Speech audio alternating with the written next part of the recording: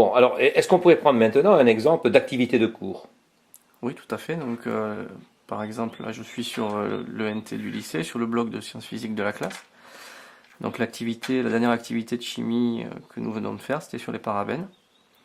Donc, dans l'article du blog, il y a les objectifs qui Alors, cet étaient, article du blog, les élèves ont accès. les élèves ont accès sur la tablette ou depuis n'importe quel accès Internet. D'accord.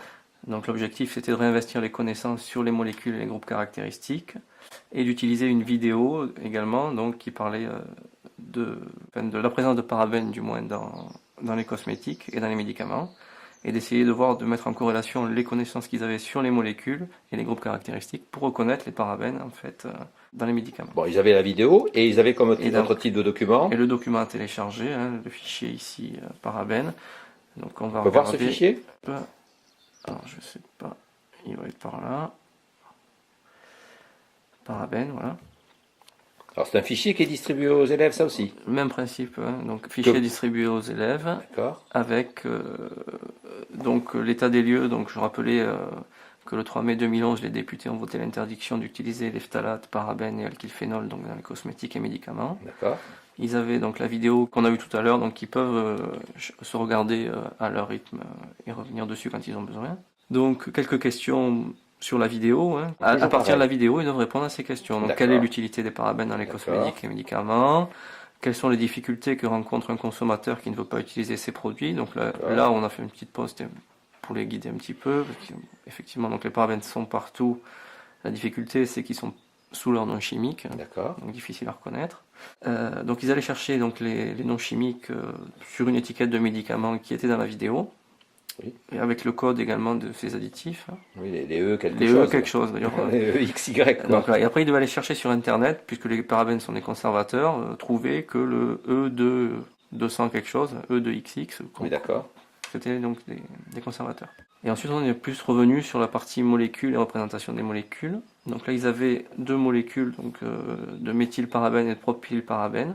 Et ils doivent, dans cette molécule, essayer de reconnaître, à partir du terme para-hydroxybenzoate, donc de méthyle ou d'alkyle qui était sur l'étiquette, essayer de reconnaître dans la molécule l'enchaînement qui correspond donc à ce para-hydroxybenzoate de quelque chose. D'accord. Donc ils entouraient ça sur la molécule et ils essayaient également de reconnaître les groupes caractéristiques qu'on avait également vus dans une séance d'avant, le groupe hydroxy ou le groupe ester ici. D'accord. Là, on est un petit peu dans la même démarche que dans le mode manipulation, mais quel est l'avantage véritablement à ce moment-là d'un écran dans le cas de l'étude, de la reconnaissance, de l'identification de molécules organiques?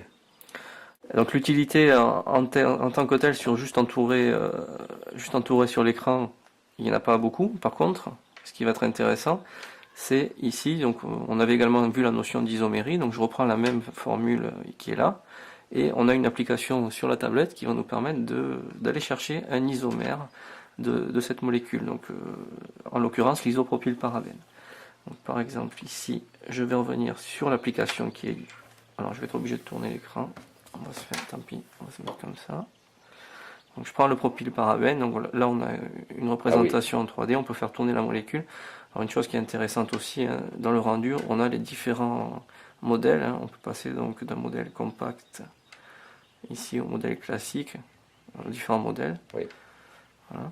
Où on voit effectivement l'ensemble des typologies de liaison, on Exactement, voit le fait que certaines les doubles liaisons, certaines représentations sont planes, donc sont dans l'espace tout à en fait. forme de tétraèdre. Donc effectivement, il est nécessaire là d'avoir une vraie représentation 3D sur l'écran. Oui. Et quel est l'intérêt là pour des élèves? Ils voient mieux l'isomérie?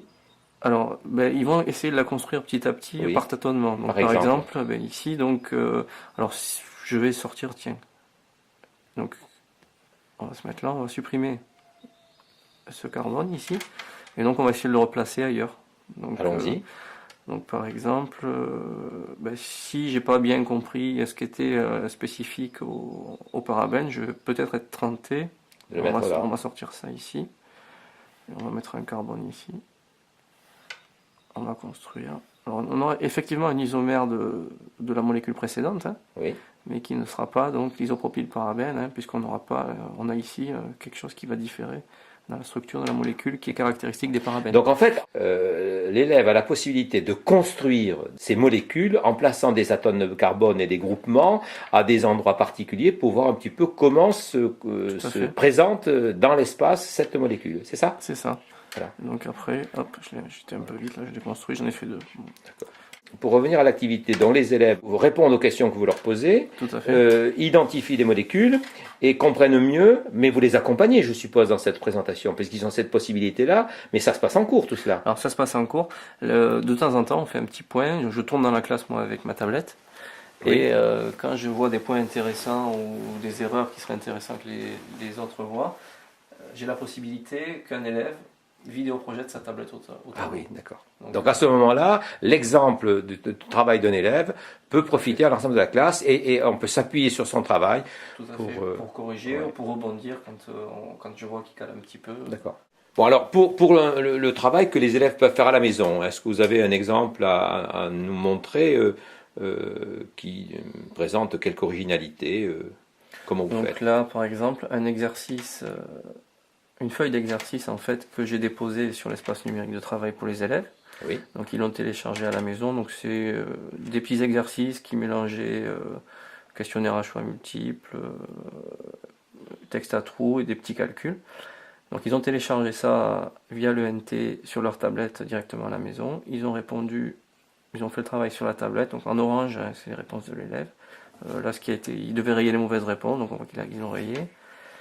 Et donc les petits calculs. Et après, ils me le redéposent également dans l'espace numérique de travail pour que moi, je puisse après le corriger. En fait, en clair, on a une feuille de papier qui apparaît sur un écran. Tout à fait. Et l'originalité, c'est que ce n'est pas une feuille de papier, mais qu'elle transite entre l'élève et vous lorsqu'il est chez lui, lorsqu'il est à la maison, via l'espace numérique de travail. Voilà, tout à fait. Dès qu'on a quelque chose à faire transiter, on passe par l'espace numérique de travail. En résumé donc, la tablette ne peut exister seule, elle existe que parce que aussi il y a un espace numérique de travail et qui est tout à fait opérationnel. Tout à fait, la tablette existe grâce à l'espace numérique de travail pour les échanges, Mais c'est valable dans les deux sens, c'est-à-dire que également la tablette permet de développer les usages autour de l'espace numérique de travail de manière beaucoup plus, c'est beaucoup plus facile. La tablette, en 2 secondes, elle est allumée. Il n'y a plus toutes ces contraintes qu'on avait informatiques. Donc là, on sort sa tablette aussi facilement qu'on sortirait un cahier en fait, du cartable. Très bien, merci beaucoup. Merci.